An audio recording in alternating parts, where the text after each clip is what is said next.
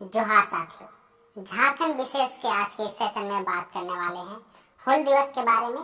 पूरा झारखंड 30 जून को हूल दिवस मनाता है। विशेष तौर पर संथाल परगना में इसका बहुत ही ज्यादा महत्व है, क्योंकि संथाल आंदोलन, संथाल क्रांति, हूल क्रांति इत्यादि नामों से इसे जाना जाता है और इसकी एक अलग महत्व जो है वो संथाल परगना में दी जाती है। हालांकि अब जो यह दिवस है पूरे झारखंड में मनाया जाता है और याद किया जाता है उन शहीदों को जिन्होंने अंग्रेजों के खिलाफ विशेष तौर पर लड़ाई लड़ने में एक महत्वपूर्ण भूमिका निभाई और झारखंड को एक अलग पहचान दिलाई। झारखंड जिसे जंगली राज्य समझा जाता है, लोग इसकी अवहेलना करते हैं, लेकिन यही जो झारखंड है यहाँ पे ऐसे ऐसे वीर सपूत पैदा लिए जिन्होंने अंग्रेजों की एक से एक जो है ईंट बचा करके रख दी और मजबूरन जो है झारखंड के कई ऐसे हिस्सों को अलग स्वायत्तता देनी पड़ी अंग्रेजों को, जो बाद में एसपीटी और सीएमटी एक्ट बनकर जो है झारखंड के आदिवासियों की हक की लड़ाई लड़ा और अब जो है उनका संरक्षण भी कर रहा है। बात करेंगे हूल दिवस के इतिहास के बारे में और इसके साथ ही साथ इसके महत्व के बारे में, और यह जो हूल दिवस है कैसे झारखंड वासियों को यहाँ के जो शहीद हैं उनकी याद दिलाता है, इन सभी चीजों के बारे में। सबसे पहले बात करते हैं हूल दिवस की। तो हूल दिवस कहें या फिर हूल क्रांति कहें, संथाल क्रांति कहे या फिर कहे एक ऐसा आंदोलन जिन्होंने 1855 और 56 में एक ऐसा क्रांति लाया संथाल परगना क्षेत्र में कि अंग्रेजों की जड़ें हिल गई थी।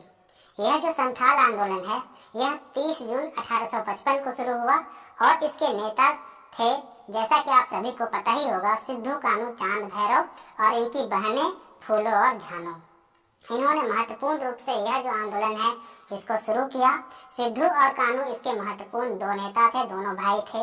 और जो 30 जून 1855 को यह क्रांति शुरू हुई, इसके बहुत सारे कारण थे। जब हम लोग संथाल आंदोलन की बात करेंगे अलग से तो वहां पे इसकी चर्चा करेंगे। अभी बस इतना जान लेते हैं कि जो टैक्स सिस्टम था, जो कर वसूली थी, जो नजराना था, जो आपका टैक्स कलेक्शन इन लोगों से किया जा रहा था, इन आदिवासियों से किया जा रहा था, उसका तरीका बिल्कुल सही नहीं था, क्योंकि इन्हीं के जंगल से इन्हीं को जो है निष्कासित करने की बात की जा रही थी।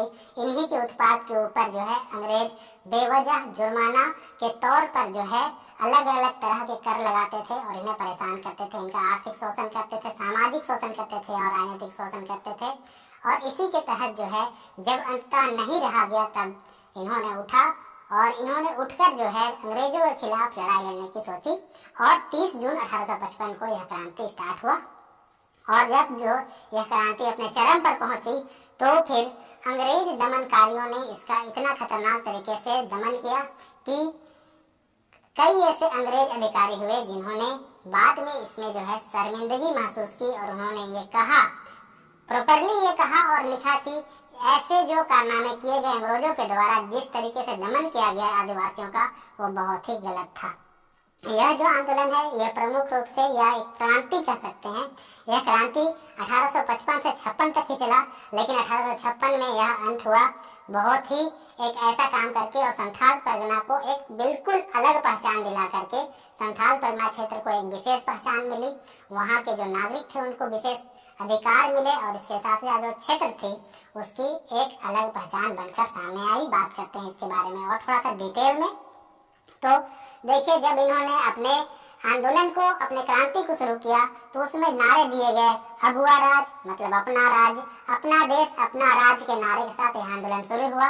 बाद में यह आंदोलन और ज्यादा क्रांति के रूप में स्ट्रांग हुआ, मजबूत हुआ और वहां पे दिया गया नारा, करो या मरो अंग्रेजों हमारी माटी छोड़ो।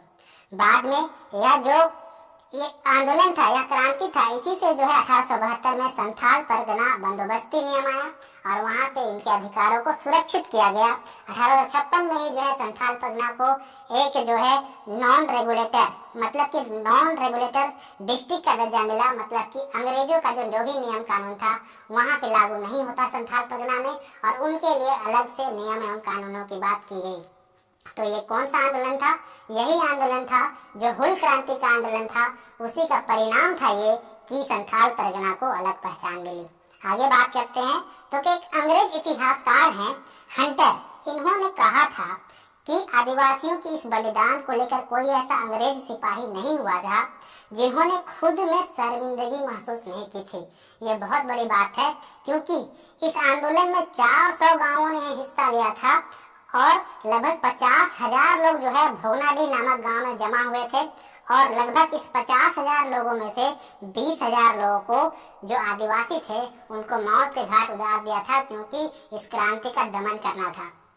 तो इस तरह से हम लोग देख सकते हैं कि विदेशी शासन ने, जो अंग्रेजी शासन ने आदिवासियों का शोषण किस तरीके से किया। 20,000 आदिवासियों को बस इस क्रांति को रोकने के लिए जो है 20,000 आदिवासियों को मौत के घाट उतार दिया।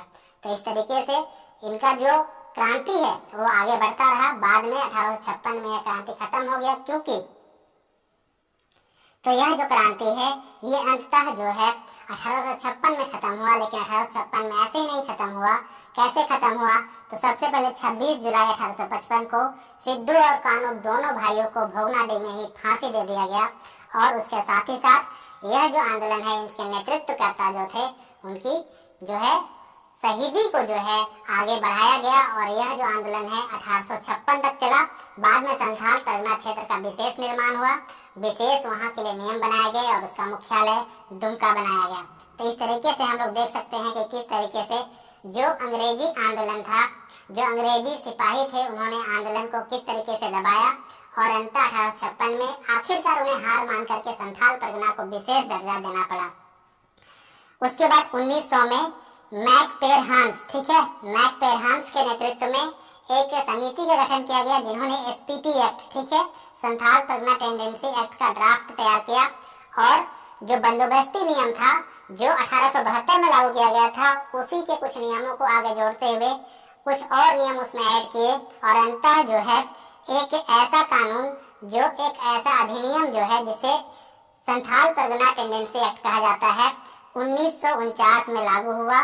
और यह जो 1949 का लागू किया हुआ एसपीटी एक्ट था, इसमें प्रमुख रूप से एक धारा को सम्मिलित किया गया और यह धारा उसी बंदोबस्ती एक्ट और उसके बाद जो 1900 में मैकपेयरहान्स के जो नेतृत्व में कमेटी बनाई गई थी, उसके रिकमेंडेशन पर एक धारा 20 जोड़ा गया।